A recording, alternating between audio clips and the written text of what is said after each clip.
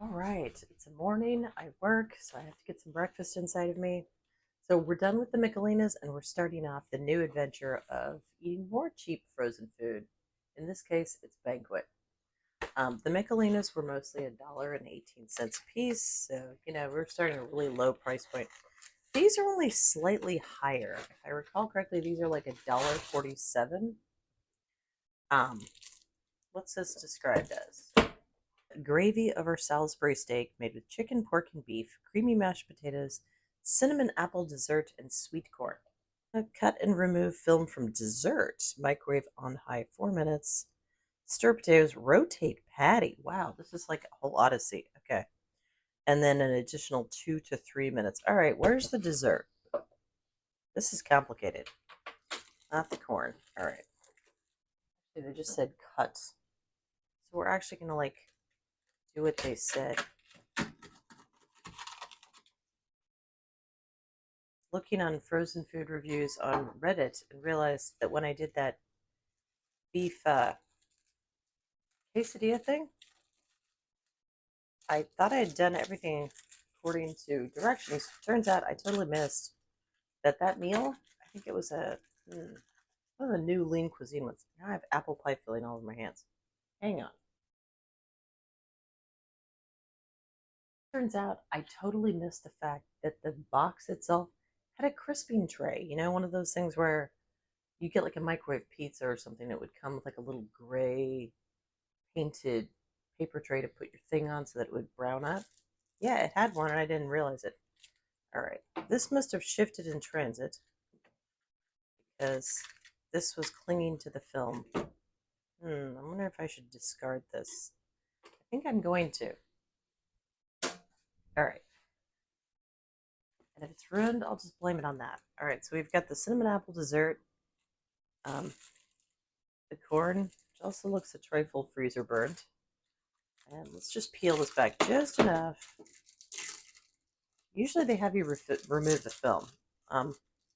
Maybe they don't want it to splatter in the microwaving process. Wow, they all have like this frozen thing on top. You can just kind of sort of see the gravy here. So I don't think we're gonna have a whole lot of luck getting the frozen before picture. I just don't think that's gonna happen. But the first thing is you gotta throw that in there for 4 minutes, and then we'll have to stir the potatoes and rotate the patty. Not sure why. Maybe it's going off the old style microwaves that did not have like the turntable. I have no idea. I guess we're gonna find out. Back in about 4 minutes. Well, for you, that's now. Okay, it is now time to rotate the patty and see what this looks like. You know what? I'm gonna need a plate. It's actually quite hot. I'm not sure this is gonna need a whole lot more time, but I've been wrong before. Been wrong before lots of times. Oh, things are looking soupy. Okay, so I think the film comes off now. I have not had a banquet meal in a long time.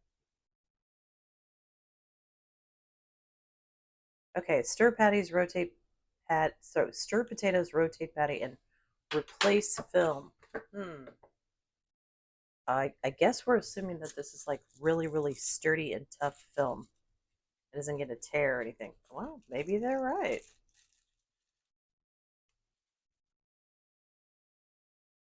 All right, maybe I'll just get like the before picture now. All right, so I guess how are you supposed to stir the potatoes when the patty's on top? Interesting. All right, I guess it is a little bit frozen under there. I'm a little confused here. Yeah, it's definitely quite cool. Well, I guess we'll rotate the patty after we're just like levitating it in midair. And the potatoes are quite soupy. There's not a whole lot of them. I would estimate that there is maybe 3 tablespoons of potatoes in here. All right. And the gravy is still. This looks like a hash brown patty. Interesting. All right, and then it is actually going to need some more time. While we're at it, let's stir the corn. Of course, we have the escapee corn. No matter how many times you put the little grains of corn back in, they always, always, always try to escape. At least here there is no brownie for them to escape and be cooked in. It's just the cinnamon apple dessert. All right, let's give this another 3 minutes. I am not feeling too terribly optimistic about this. Luckily, I'm not a picky eater. Back in 3 minutes. Okay, let's see if anything firmed up. Well, it's looking slightly less sad.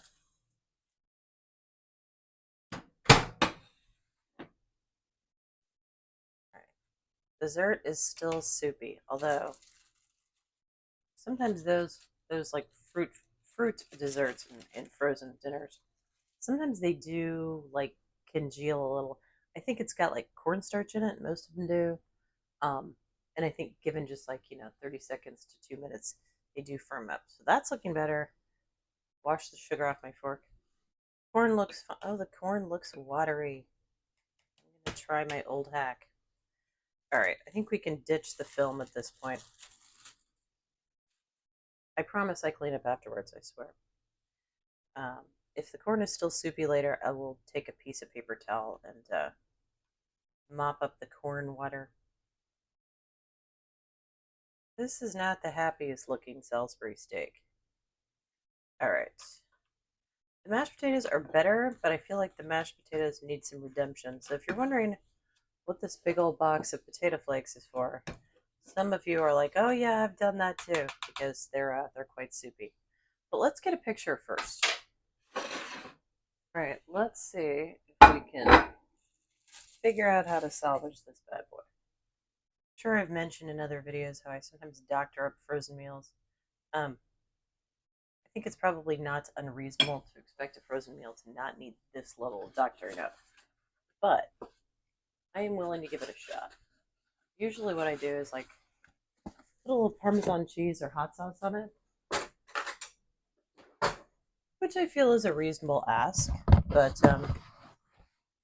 having to fix mashed potatoes, I'll do it like once, but if I have to rearrange things a million times and dissect plastic foil, fix mashed potatoes, and move the main dish around and drain the corn and all that, that's the sort of thing that makes me, when I'm looking at frozen dinners in the future, to go like, yeah, that requires way too much effort.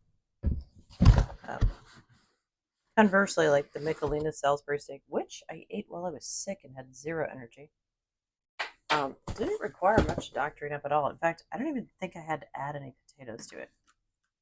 It was just kind of okay as is. And it was cheaper. Although, this is like $1.47, so that's not too bad. All right, that looks more like it. Okay, we'll pop that over there. And this is probably cold by now, so we need to zap it for about 30 seconds. All right, so I know that the corn is already soupy because I tested it out. So an old trick is just to rip off a corner of paper towel and roll it up into almost like a wick. I don't know how many people out there have made candles before, but you roll it up into a wick and then tilt it slightly so you've got a puddle of water there in the corner, and just dip the rolled up paper towel in it and take out most of the water. And that's it. So most of the water's gone. All right, so this is not hot anymore, so I'm going to go zap this probably for about a minute and then taste it.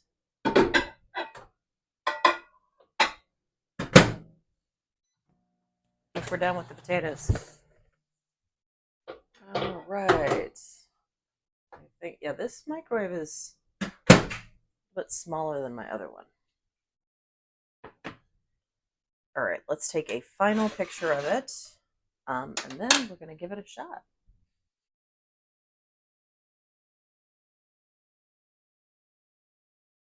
Okay, I need to eat this and get going. I think I have about 20 minutes, and then I need to get going.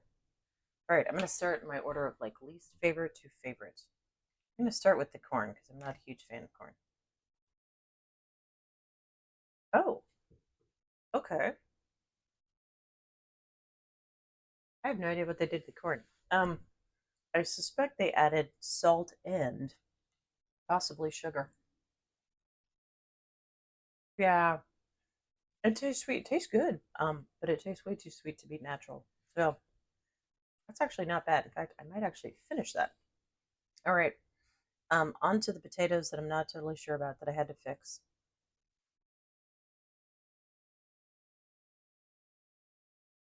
They're just okay.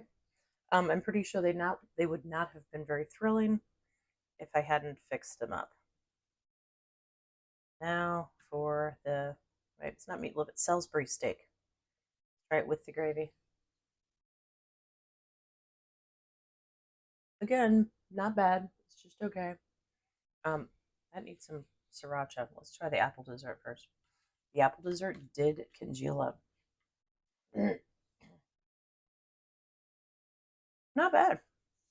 All right, let's so straight out of the gate, this would have been soupy. I had to fix the potatoes. Um, the corn's surprisingly good. I'm pretty sure it's something that like an endocrinologist would go like, don't add sugar to corn already. The dessert is about what I would expect from a dessert in a frozen on tray that costs less than $1.50. All told, I would give this like for what it is for the price point. I'd give it like a 6 out of 10. It's not exciting. I'm not sure I'd buy it again. But it's not bad either. Uh, the apple chunks in there are definitely aspirational. The rest of the picture though seems, pretty realistic. Made with real cream. We're just sriracha and everything, except the corn. And see if this improves the game at all. Game taste? I'm not sure. I didn't sleep exceptionally well last night, so if my ongoing, patter of discussion is kind of boring, I apologize. All right, let's see. With sriracha, it's better. Well, everything really. Well, except ice cream. But yes, so the potatoes need a little help.